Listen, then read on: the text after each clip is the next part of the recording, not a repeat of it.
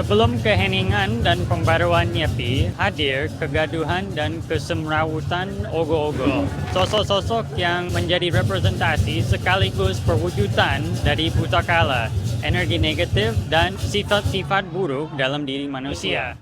Sosok-sosok ini memberikan wujud fisik pada kekuatan tak kasat mata yang mengganggu keharmonisan manusia. Maka sebagai bagian dari ritual pengerupukan, ogo-ogo membantu dalam memanggil dan memunculkan energi dan roh-roh negatif supaya itu bisa dinetralisir dan dibalikan ke asalnya sebelum kita memasuki tahun baru Saka. Inilah Rabeneda, keseimbangan antara unsur terang dan gelap. Karena dalam kosmologi Bali, kedamaian bukanlah ketidakadaan kekacauan, melainkan hasil dari pengelolaan antara dua sisi ini. Tapi raksasa-raksasa ini bukan sekedar simbol untuk energi negatif dan keseimbangan antara terang dan gelap.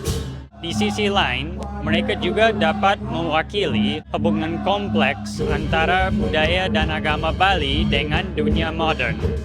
Kita akan melihat di episode ini.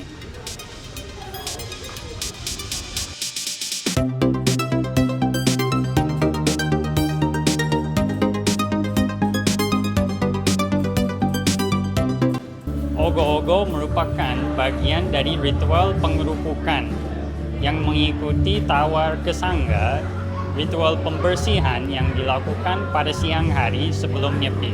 Tawar kesangga bertujuan untuk menyeimbangkan kembali Panca Mahabhuta, 5 elemen utama alam semesta. Sementara keramaian pengerupukan menguras energi-energi kacau di dunia dan membuka jalan bagi kekosongan lalu pembaruan di tahun baru. Dalam pengerupukan, ogo-ogo menjalani perjalanan dari taksum, kekuatan spiritual, menuju pralina, memusnahkan atau meleburkan. Sebelum diarak, sosok-sosok ini diisi dengan roh lewat ritual Pasupati, Pangurip, dan Upakara Prasita Durmanggala. Karena ritual-ritual ini meniupkan kehidupan dan energi spiritual ke dalam patung, sosok-sosok tersebut kemudian harus dinetralisir melalui proses Nyomnya Kala yang paling umum dan tradisional dilakukan dengan cara membakar. Nyomnya Kala dan pembakaran ini bukan dimaksudkan untuk menghancurkan total atau menaklukkan roh-roh jahat tersebut. Ini adalah bagian dari pengelolaan energi itu, atau mengembalikan mereka ke tempat asalnya agar tidak mengganggu saat nyepi. Mungkin kamu mengira tradisi ogo-ogo sudah ada sejak ratusan tahun lalu, tapi ternyata tidak. Ini sebenarnya merupakan perpaduan dari berbagai ritual dan praktek lama. Sebuah inovasi yang relatif modern yang baru menjadi tersebar lebih luas pada tahun 1980-an. Lalu bagaimana perkembangannya? Diyakini bahwa ogo-ogo berkembang dari sejumlah pengaruh seperti upacara Pitra Yadna atau ngaben untuk menghormati dan mengantar roh leluhur kembali ke asalnya, di mana sosok berukuran besar kadang digunakan dan diarak. Kisah dan pertunjukan Barong Landung. Seorang Raja Bali bernama Sri Jaya Panggus yang jatuh cinta dan menikahi Kang Ching Wei, putri seorang pedagang Tionghoa sekitar abad ke-12. Setelah tragedi cinta segitiga mereka yang melibatkan Dewi Danu, masyarakat di kerajaannya membuat 2 sosok, satu putih, satu hitam, untuk menghormati mereka, dan sosok-sosok ini masih hadir dalam pertunjukan galungan hingga kini.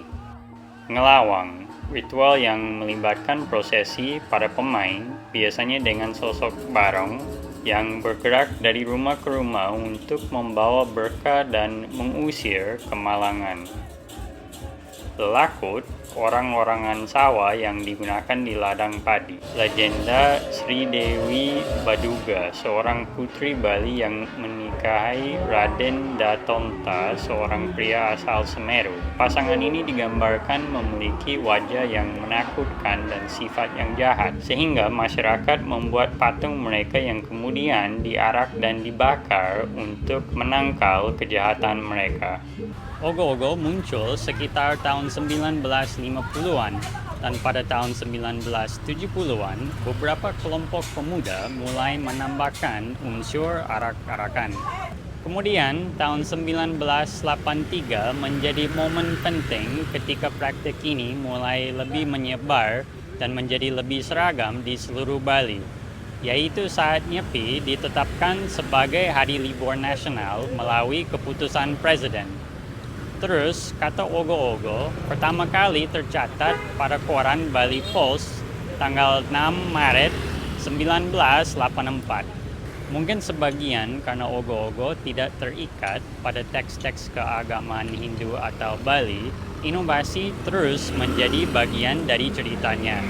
Bahan yang digunakan berubah, ragam sosok yang digambarkan pun semakin beragam, begitu juga tujuan yang mereka emban, serta akhirnya dibakar atau tidak. Mengenai hal itu, mungkin kamu sudah memperhatikan bahwa tidak semua ogo-ogo dibakar. Tentu saja tidak yang dilengkapi dengan hidrolik. Ada cara lain untuk membersihkan sosok dan roh-rohnya. Misalnya ritual kuku rambutin, di mana ada pencukuran atau pemotongan secara simbolis bagian-bagian patung atau rambutnya. Sementara untuk ogo-ogo yang memang dibuat khusus untuk keperluan seni atau pameran, sosok-sosok ini tidak menjalani proses pasupati, sehingga belum mengandung energi negatif atau roh apapun. Berawal sebagai cara untuk memeriahkan pengerupakan di Banjar masing-masing, ogo-ogo kemudian melampaui batas desa, menghubungkan Banjar dan desa lainnya, dan menjadi hampir sama ikoniknya dengan Nyepi itu sendiri. Bagi komunitas Hindu di luar Bali, di beberapa daerah ogo-ogo juga telah menjadi salah satu jembatan yang membantu mempererat toleransi antara komunitas Hindu dan Islam. Di satu sisi, pembakaran ogo-ogo pada akhir ritual bisa dipandang sebagai penolakan terhadap komodifikasi.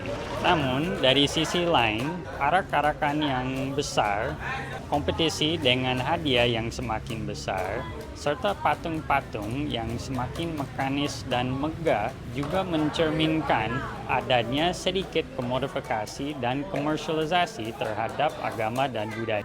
Jadi ogo-ogo hari ini bisa dilihat sebagai representasi dari perpaduan dan keseimbangan antara tradisi dan adaptasi modern dalam agama dan budaya Bali.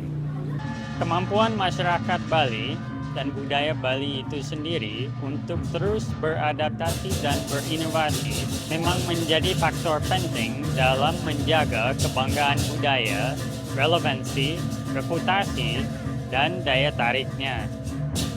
Namun, seperti yang sudah sering disampaikan, ada garis tipis antara adaptasi dan komersialisasi, serta antara menjaga dan perlahan kehilangan nilai-nilai dan kedaulatan yang menjadi fondasi budaya itu sendiri. Lalu di mana tepatnya garis itu? Mungkin kita bisa mengambil pelajaran dari ritual pralina. Meskipun acara gaduh dan megah bisa melayani tujuan ritual, kebanggaan, dan daya tarik, acara itu sendiri beserta segala bentuk komersialisasinya harus juga dapat dinetralisir demi menjaga keseimbangan. Jadi kita butuh bertanya, apakah kita masih mampu menetralisir kekuatan-kekuatan ini? Nantikan episode Mata Belalang selanjutnya, di mana kita akan melihat isu sampah.